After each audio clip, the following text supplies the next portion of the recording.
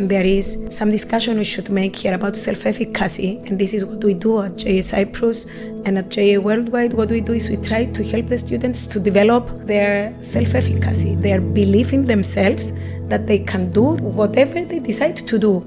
Do you integrate your program in the existing schools? Is it in the public sector? Is it in the private sector? Both? Is it a whole separate educational system? What's the age group? So a bunch of questions here. We have 14 programs at JA Cyprus, which is a quite big number for our size. We start around the age of, it's year 3, is our first program. It's about financial literacy, on how community affects the people and people affect the community, on how we as active citizens can take from the community and give back.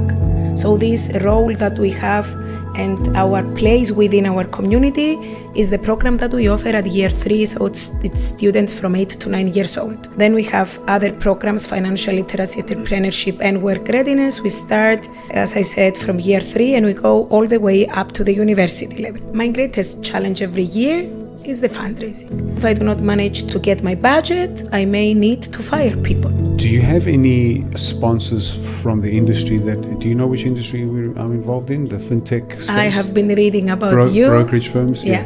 Do you have any sponsors from there? No, actually we do not. Okay, so here we go. I've never done this. I have never ever asked from my audience ever anything. You're a non-profit. You say there's no incentive. There's no incentive from me. I've got nothing to earn, nothing to gain. But this is for a bigger cause. And whoever's listening out there, you know who you are, the bigger brokers. You can help over here. Because this is exactly what we need. We need the younger generation. This generation is the ones that are going to take our country forward. They're the ones who are going to get into the marketplace. This is the right place to train them.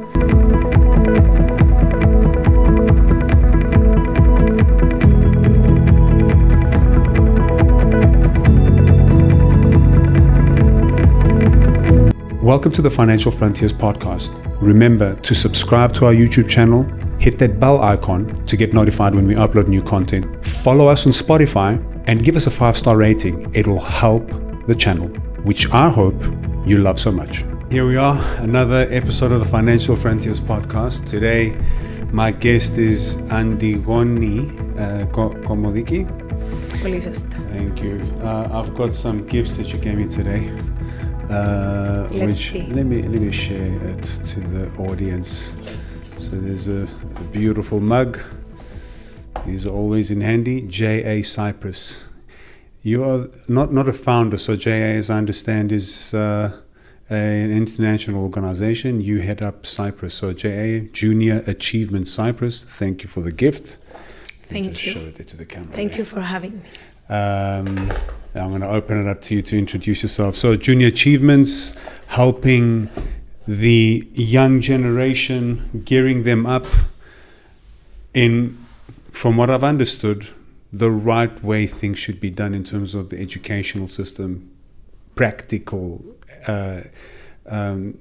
examples and educational programs that helps them on the entrepreneurial side of things and understanding finance, which is what I read somewhere. Actually, let me hand it over to you, Antigoni. Thank you very much for your time. Thank you for the gift.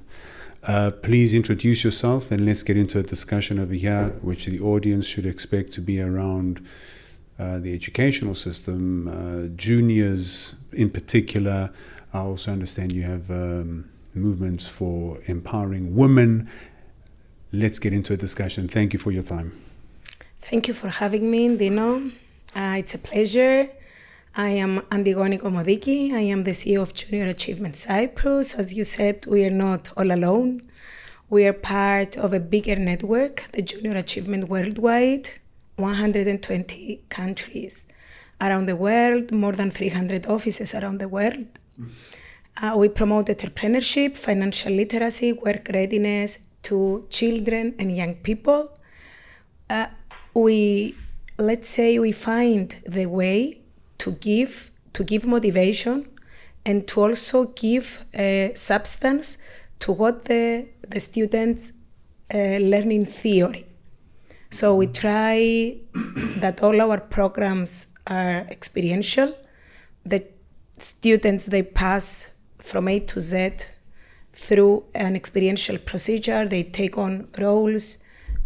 So you're the CEO, I'm the financial controller, I'm the marketing director, etc. And they manage, in the end, collaboratively as a team to create a product and the business. That's one program, of course. We have other programs, but everything, all of it is experiential. Interesting. We'll get into how that is actually integrated. I've got quite a few questions there, but before we get there, can you tell us a bit of your background before you took on this role as CEO of Junior Achievement Cyprus? What were you doing before? What have you studied? A bit more on your background. Okay, so I studied in Thessaloniki at the Aristotle University. I became a teacher, a primary teacher. It was that age. Where it was the dream job. Yeah, exactly. It was not my dream job, but I tried to get a scholarship for the United States. I didn't manage to. The cost was extraordinary for for my family. So in the end, a couple of months before the Pankypries, the national exams, my mom came and she said, there is no chance that we send you to the US. What shall we do? I was a good student, a very good student. So the other option was becoming a teacher, and it was this brainwash that they're doing to us. All women should become teachers. Yeah. So it's like it was the only direction for you to have a proper family and enough family time. Yeah, because I think that's what it was. The mindset there is a teacher works until 2:00 in the afternoon, and then has the time to do. But I guess it is an old mindset, and you can expand on that if you want. Now it's an old one. It's not the case anymore, thank God. So I studied in Thessaloniki. I had a very nice time. I love Greece. I love Thessaloniki. It's like my second home. I finished. I came here. Then I worked for 3 years. Then I went to London for 1 year. I did my master's, and I was a teacher at the schools there, at the Greek schools there in London. And after that, I came back. I got married. I have 2 boys. One is 15, the other one is 12 at the moment. And around 2014, I got a program, European funded program about entrepreneurship. And how I got it, actually, it was the first time ever that I came into contact with this word. And this, because it's a mindset, it's a methodology. So I was wondering, I had some students that they were not very good students. They couldn't cope with the way that we taught them. Mm-hmm. So I was thinking, what can I do for them? I cannot leave them all alone. They will not manage in life. I have to give them something. So having this, let's say, προβληματισμόν, this challenge. This challenge in front of me, and some students that I had so much love for them, but I thought that doing the traditional teaching and learning, I couldn't help them. And I wrote and I won this European grant about entrepreneurship on how to use our hands to build something that we could sell. So it was practical entrepreneurship, mostly about products. And the kids did what they knew. I mean, they were created wooden stuff and paper stuff and juices and crepes, this kind of stuff, things that they could make at the school with the resources they had at school. And this gave me a very good idea of how entrepreneurship could help people, and especially the low achievers. Because the low achievers, why are they low achievers? Because they cannot cope with the traditional way of teaching. So we have to give them something else. It is our duty. That's why we became teachers. So this procedure gave me this satisfaction that I managed to find the way to give the students something else. And it was so successful. We got 3 European awards. Amazing. And after that, I started my PhD about entrepreneurship education. 2017, I started part-time at JA. as a project manager, and then 2018 I took over as the CEO. Then I quit from the public educational system, which was I was kind of a rebel because of doing that. You know, everybody called me crazy because it is not a usual decision that somebody leaves the public system. But it was what I wanted to do. And I generally, if you believe in yourself, and there is some discussion we should make here about self-efficacy, and this is what we do at JA Cyprus and at JA Worldwide. What we do is we try to help the students to develop their self-efficacy, their belief in themselves, that they can do whatever they decide to do. 100%. Because, you know, part of the, and I love it. I love this whole story where, you know, low achievement in school doesn't necessarily mean you don't have a place in this world, or you don't have something to deliver and live a very successful and happy life.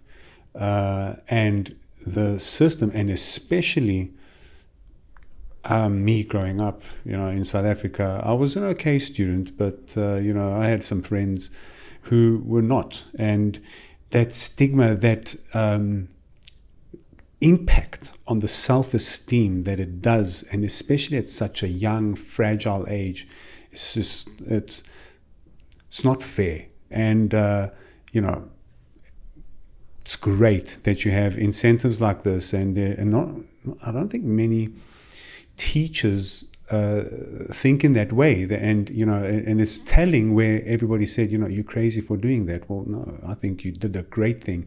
It's not about just doing what the society thinks is right, and that, you know, you're leaving a secure job, and that's, you know, up to half the day, and in 3 months you're off, and that's what you got here. Where you going? No, you do what you think is right, you know. And I love that story, and well done. I mean, so far.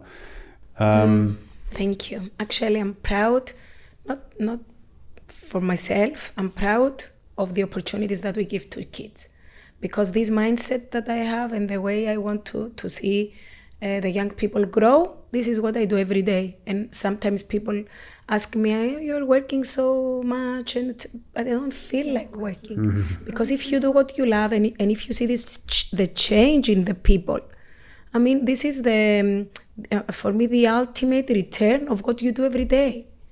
And especially for the person that's living that. For that person who's felt hopeless and, you know, I cannot achieve, I'm not worth anything. And, you know, you give them that breath of fresh air, like, you know, no, what? No, I am worth something. I can do something. That's great, you know. And it's awesome that you're doing this over and over again. So, I mean, let's talk about how do you integrate? What changes? How does it adjust? I mean, compared to, do you integrate your program in the existing schools? Is it in the public sector? Is it in the private sector? Both?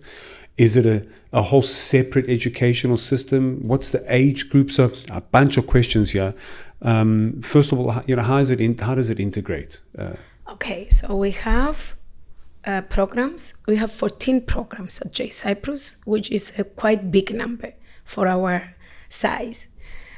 We start around the age of, it's year 3, is our first program. It's about financial literacy in how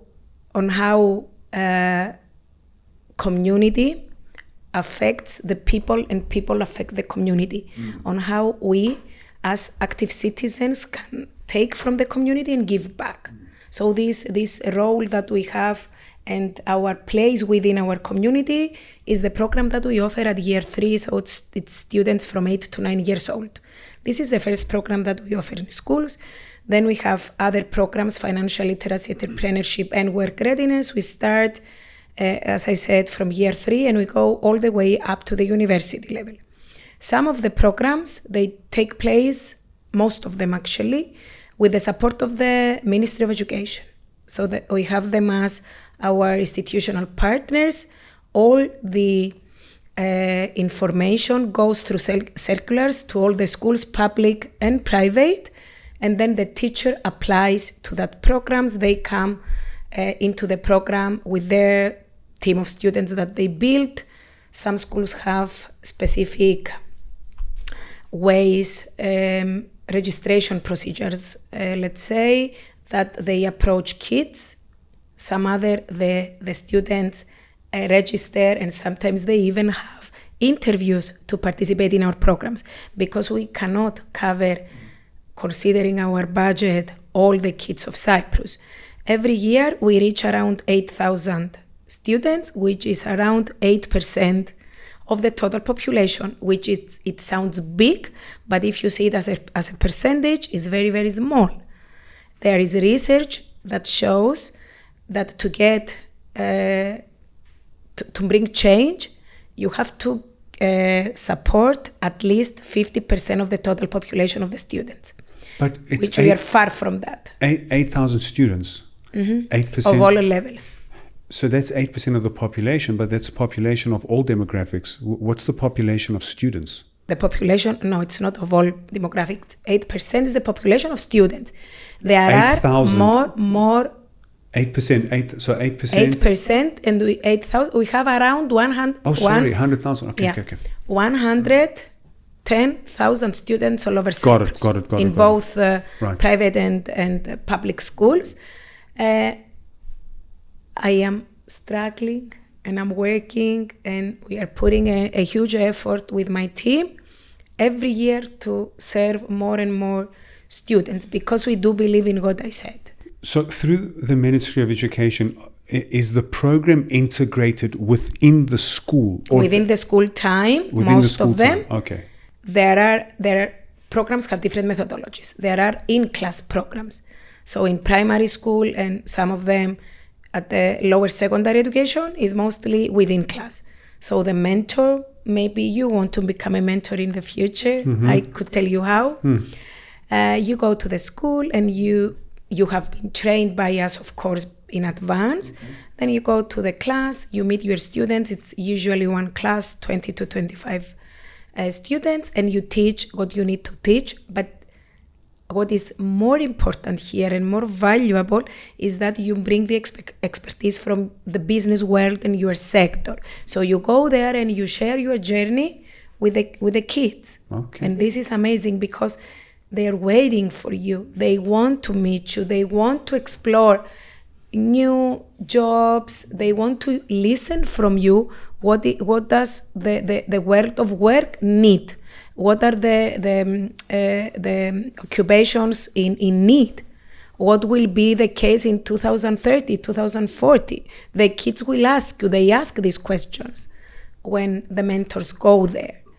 And this is actually why we want the mentors, people from the business world, to go in the schools. Okay. Because it's not only about teaching. Teachers teach.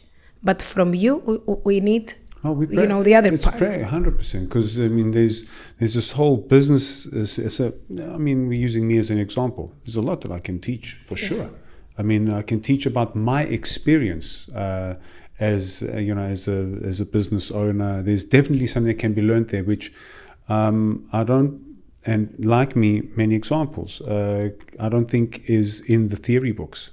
The theory is. I don't think is. It cannot capture everyone's experience, and I think everybody has something to share that's useful and can be used by the students. And you act also as role models. Right. Because throughout the year, I said before that we have the in-class programs, but we also have the competitions. So the competitions, they are not in class. They are, the students form teams, and they have to create according to some challenge. Sometimes the challenge is coming from the energy sector or the fintech sector or society, healthcare, and all that. We give them and there are the big programs that we have, which is the company program for secondary education and the startup program for the university students. So these two, they're open. So you can participate with any idea that you have, which it should be feasible, sustainable, and innovative. So you form team, and we have a platform, you enroll, and you take lots of information in theory, as we said, but we also bring you into contact with mentoring that's coming from business. We try to find the appropriate mentors for each team. It's not always feasible, but we try. And then you participate in the competition with your team. So in this whole,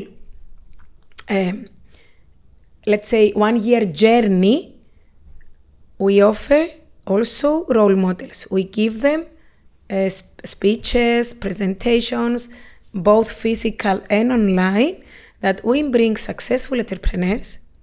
I'm sure some of them, you already hosted them here, that they come and they share their journey with the students, how difficult it was at the beginning, from the conception of the idea to actually create a business and get to the market, fundraise, convince investors, and all this procedure is, for us, is the business as usual, to give the students the reason to dream, to say that, okay, that guy, that woman, they made it. Why not myself too?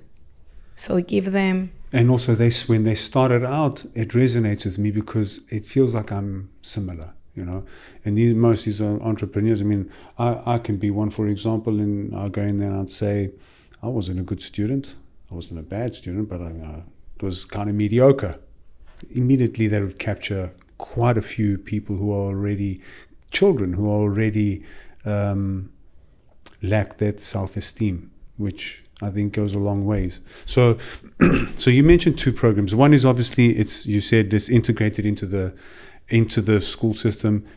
Do the parents, is it public schools, obviously?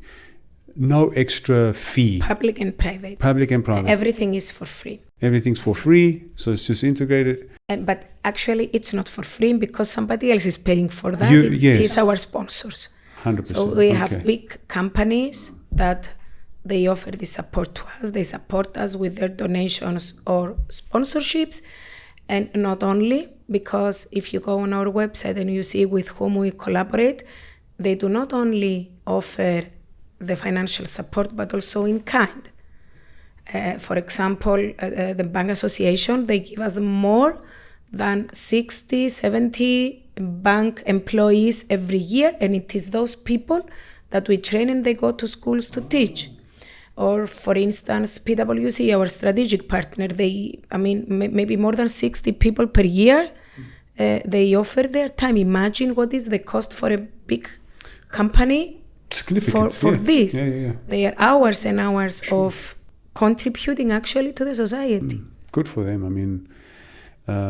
That's great. That's great to hear. And so your biggest challenge is getting the sponsors. When you mentioned you have only 10% of the penetration, which by the way is not, that in itself is hard to achieve, but I understand you want to get to have an actual impact, you want to get to that 40-50% mark. And that's my vision. That's your vision. And I have a strategy, not just a vision. And so what are the challenges there? Let's share with the challenges here. Hopefully somebody in the audience who's listening to this might have a way to help, or maybe me. Yeah, yes, we were unofficially discussing earlier that my greatest challenge every year is the fundraising, because a company 1 year may serve as a sponsor, but the next year, for some reasons, and especially the reasons that we see the last couple of years, wars, geopolitical situations, financial crises, different problems affect the funding of companies, the CSR funding to non-profit organizations. I'm not sure if I have mentioned that we are non-profit, of course, educational, non-profit, non-governmental organization. So my biggest challenge is that one. Why? Because if I do not fundraising, I say because it is my responsibility to fundraise for Junior Achievement Cyprus. If I do not manage to get my budget, I may need to fire people. And this is, it's the worst case scenario, of course, because you get people. We already have 2 alumni of JA working with us as project officers, which is great. We want to give students hope imagine not managing to get there. But for instance, I know that JA Ukraine or JA Israel, they have huge problems now with the war. You know, 1 year you may have a budget of 1 million, and the next year 300,000. This is horrible for a CEO to deal with such situations. In Cyprus, we are doing good. Our journey is only going upwards, which is great. And I would like to thank all the sponsors and also the government. And we have a little bit of our budget coming from European programs, because there are people behind these companies that they support us, and it's these people who believe in this vision. And my vision, just to share, that we have a strategy about, and I hope that we will start building on that from this September.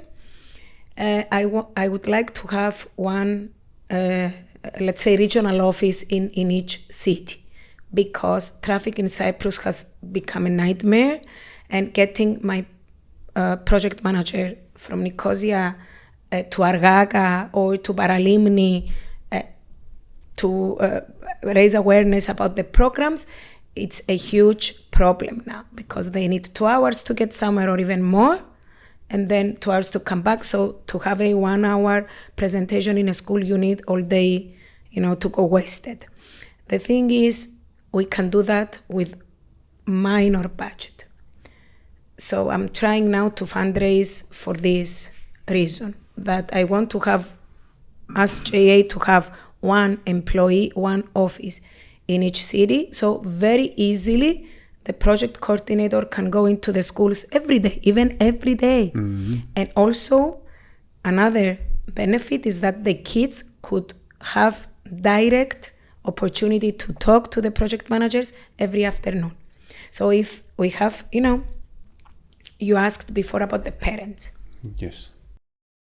Parents are calling, but why my kid is not participating?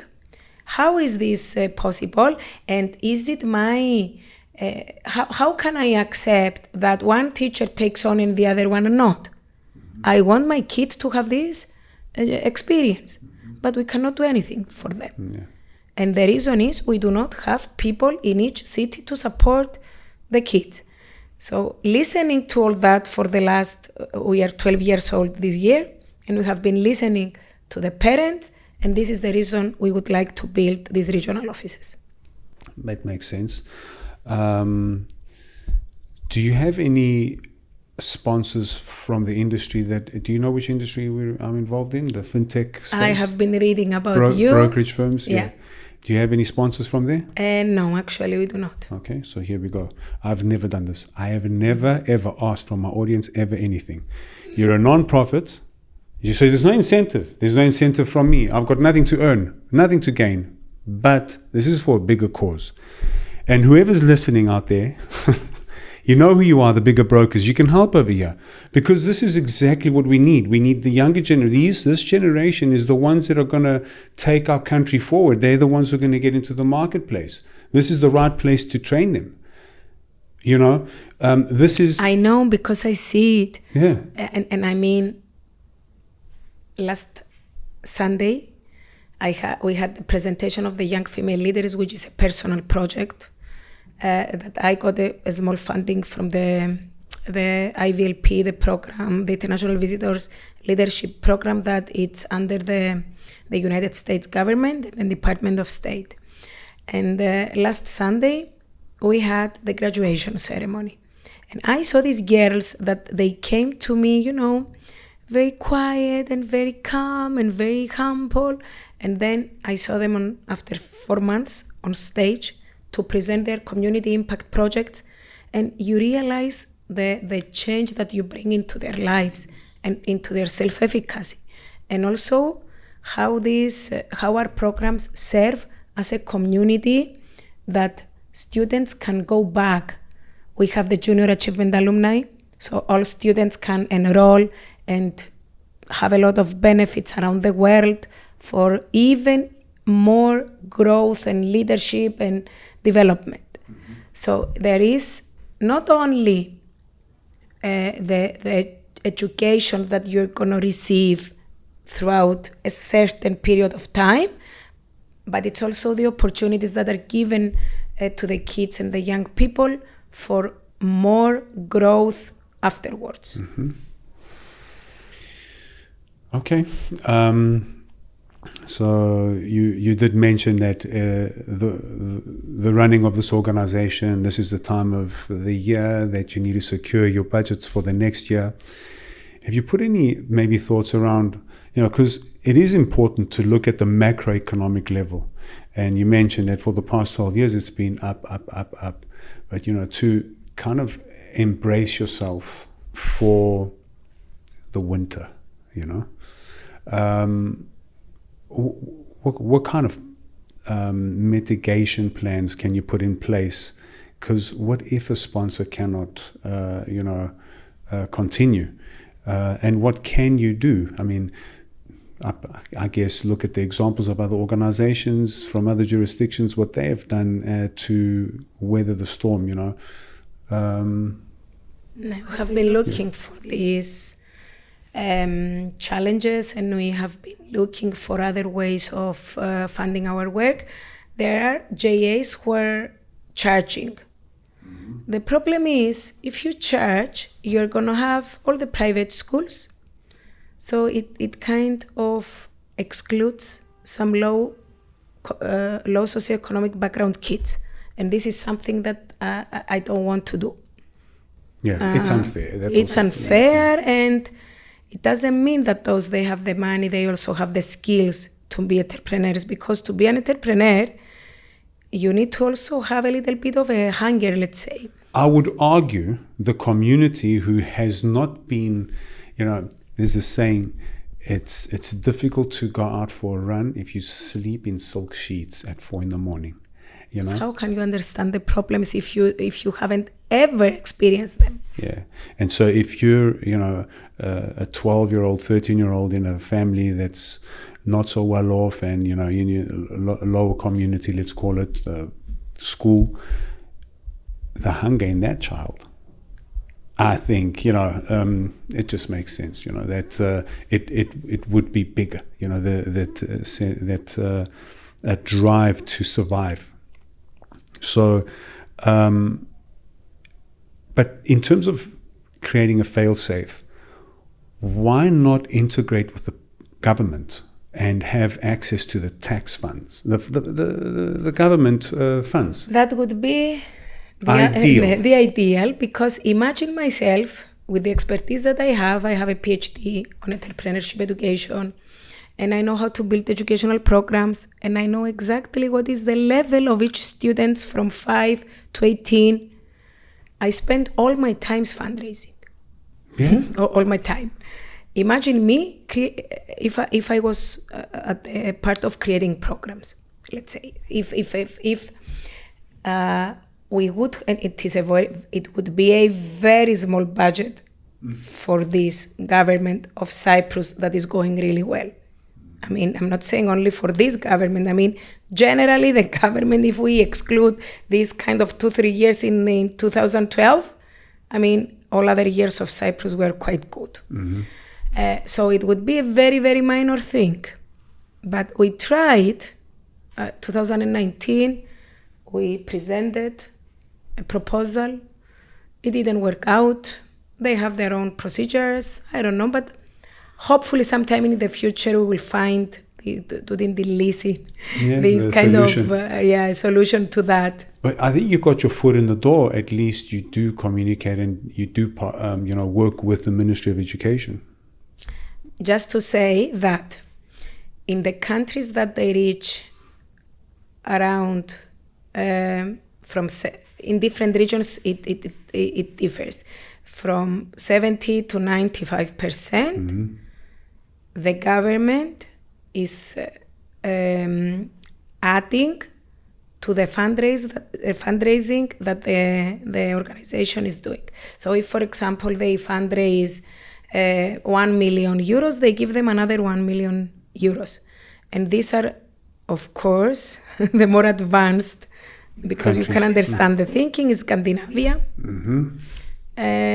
Netherlands, these countries, and it was Germany. I heard that this year they are cutting it for all the reasons that what is happening now in Europe, with the war and everything. But it seems that to manage, you cannot manage to go to all the students only with the sponsors. You have to have the support of the government in a full level, I mean. And believe me, for Cyprus, it would be minor. Yeah. But at least something, It is. We have the support of the Research and Innovation Foundation and the Ministry of Commerce. Theodoros. I have a huge respect for Theodoros, and I have a huge respect for the Minister of Energy, Mr. Papanastasiou, and for the previous Minister, Mrs. Natasha Pilidou. There are people who believed and who are supporting us for many years now. And I believe that it will become more and more. And Dimitris Kouridi as well, who's in the research. This year, Dimitris has been with us, I think, in 3 or 4 events.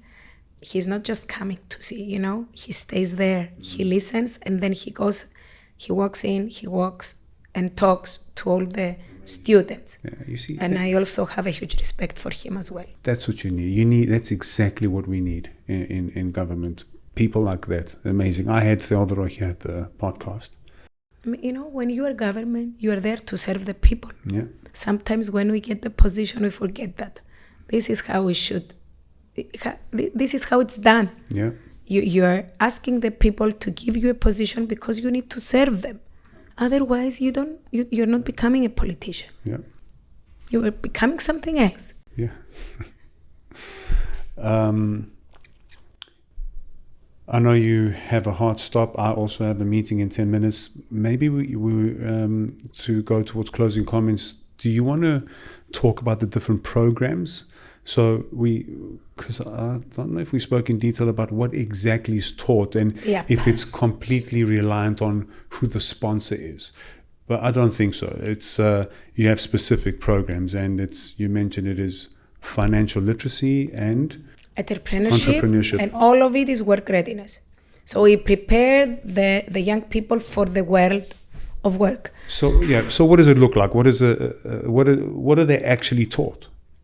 Okay, so let's take the company program, which is the biggest in duration and capacity, and also the Mind Reset program, which is it's a company program, bigger in numbers, but in younger age. It's in primary school and lower secondary. Mm-hmm. From 10 to 14, and then we have the company program that it is in Lyceum from 15 to 18. So these programs, we give them the challenge, and we say,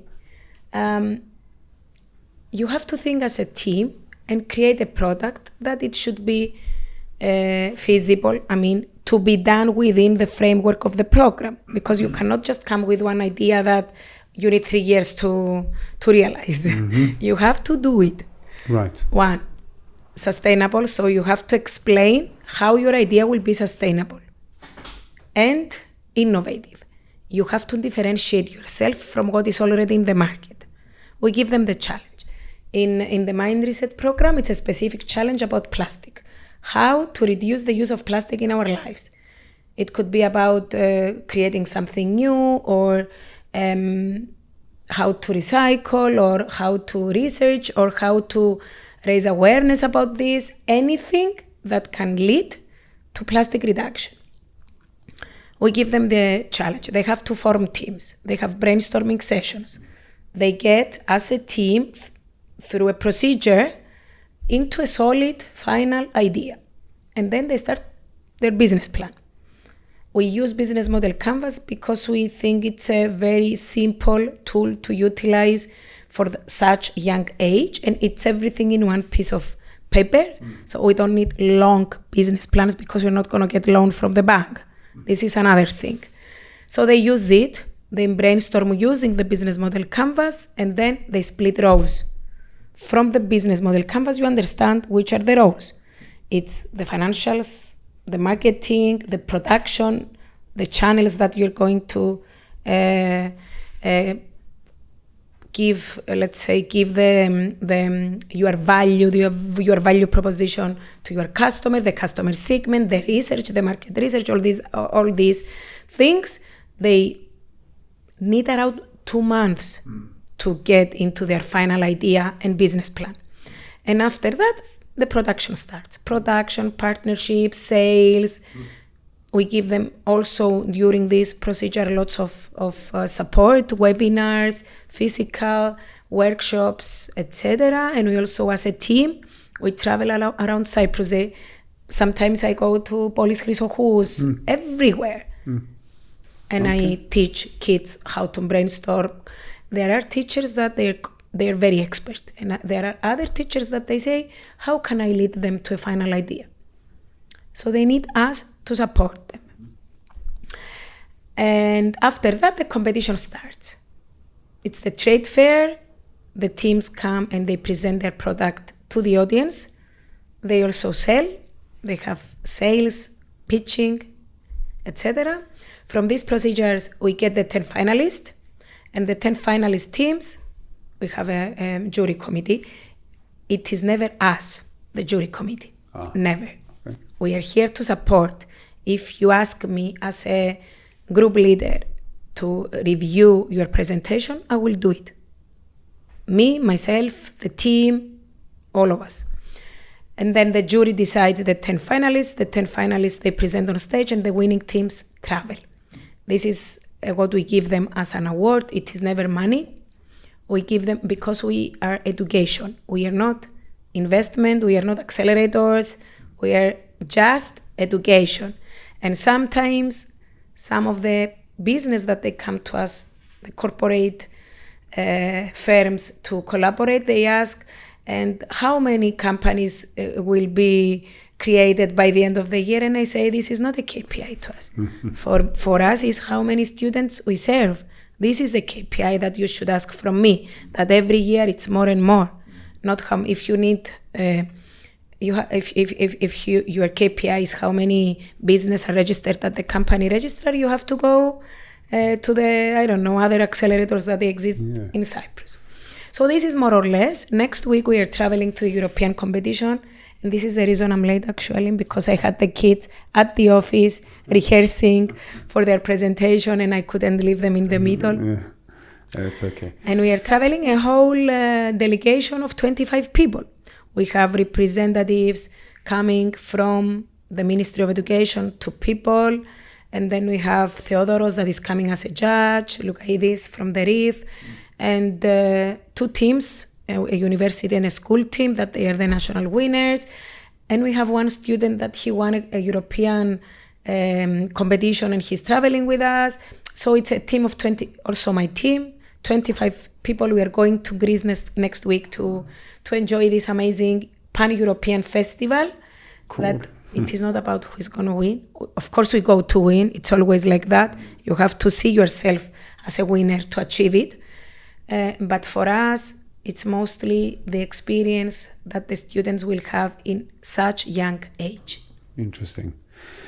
And so, just a final question. These programs, who composes them? I mean, how is it? Is it given to you by the... It's both ways. Okay. Some of the programs, for example, the company program methodology, it's coming directly from the United States. Mm-hmm. So it's there. Actually, now they have renewed the material. Yesterday, we had a presentation of the new material, which is amazing. I hope we will manage to implement, to bring in Cyprus and review and implement this September. We may not be able because it is a lot of work. But it's there, it's updating, and this is lovely. So we bring some of our programs from the United States. Our headquarters are in Boston, and there they have a huge office for developing programs. No. And then we have the programs that we create here. You're allowed to create localized programs. Okay. Yes. And you are also allowed to edit the existing programs. Okay. So for instance, when a program came from the United States, the students had to bake donuts. But for myself, it was a little bit, I didn't want to give to year 3 students, sugar. 8 years old, this idea of going home and thinking about the donut. So we changed it and we put bread. We changed it to bread. So it was for us, bread is in our everyday meals in Cyprus. So it's much more ethical, let's say, than promoting to kids donuts. And easier. 3 ingredients. That's what bread should be. And if you allow me to say, why are we doing this? Yes. I would say my personal purpose, which I'm lucky enough and happy enough to have found. And this is to support kids to become the best version of themselves. If you take a child that it's at, I don't know, in a scale of 10, he or she is at number 6, and you take them to number 8 of readiness to get out in the real world, this is success. And also if you get a child from 1 to 2, is a success. But it is always our purpose to support the students to become better and to think ethically. Mm-hmm. I was at a a presentation in Paphos last year, and I presented to the audience all these newspaper media titles about how corrupted is Cyprus, and then what we are doing and how our teams are working. And I said, what exactly do you want our students to have as experiences? The ethical entrepreneurship that we teach them in while still at school, when they are more sensible and more sensitive, or do you want them to get out and face this kind of situation and believe that business is only that? 100%. So I'm like, so that's my personal thing. And if I would say, why are we doing this in terms of the impact that we have? We see that the students that have gone through our programs have 50% chances of creating their own businesses. They have 60% more chances to think ethically. They have 90% chances to support similar programs in the future. 9 out of 10 kids said that they would do the program again. And of course, they have 15% higher salaries and around 20% higher positions. And you got in the statistics from this, not from Cyprus, because you need long longitudinal studies to have this kind of results. We have taken them from Sweden and Spain and Norway and the United States, these results. That they have United States is 100 years. Norway is 60 years old. Spain is 35, I think. So these countries that they are serving youth for many years now, they were able to do this kind of research. Amazing. So we are really changing the world here. 100%. And whatever you've done over here, the momentum's just going to grow, in my opinion. I think it's a great thing. It's only 12 years and you already have 10%. We are still a kid. Yes. So it's just a matter of time. And I mean, as I said, there's a community over here that does have the ability, have got the power. And I've never ever done an outreach that I've done it now. Step up. This is something good here, I think. Antigoni, thank you very much for your time. Let's go to closing comments. If you want to tell the audience where they can find you, and thank you. Just the last comment that we are not alone. We are only 7 people at JA Cyprus. We serve 8,000 kids per year. It is a collective effort. We have the sponsors, as I said, and we have the mentors. A list of 1,000 mentors are supporting the kids every year, and we have the teachers. More than 2,000 teachers every year support JA programs, and of course we have the whole ecosystem with us. I mean, any startupper you know here in Cyprus, he has been once a speaker in our programs. So I'm grateful for the support of the ecosystem and the network and the government and the people who are behind every single thing that I mentioned here. And JA is a very good example on how collaboration can lead Cyprus to another level of innovation. We see the Research and Innovation Foundation announcing every couple of years that we are leveraging in that field, which I'm sure, imagine how Cyprus will be in 10 years from now when we will have around, we have 35,000 alumni in these 12 years. Imagine which that number will be in 10 years. I think we will reach definitely the 100,000 students. So that will mean that 1 in 10 students had been taught entrepreneurship at school. The outlook looks positive, and I can't wait to see what that looks like, and I wish you all but success moving forward. Thank you for your time. Thank you for having me.